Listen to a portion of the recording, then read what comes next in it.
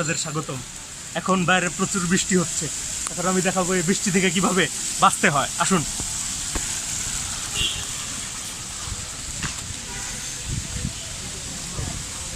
এই যে কতগুলো পাইপ দেখা যাচ্ছে, আমরা এখন এটার মধ্যে ঢুকবো।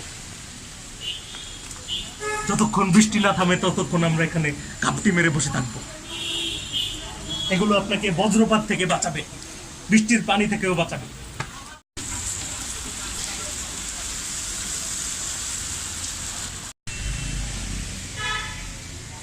ওই যে একজন ছাতাওয়ালা দেখা যাচ্ছে, ওনার ছাতার ভিতরে আমি ঢুকবো এই বৃষ্টি থেকে, তাহলে আমি বাড়ি ফিরে যেতে পারবো।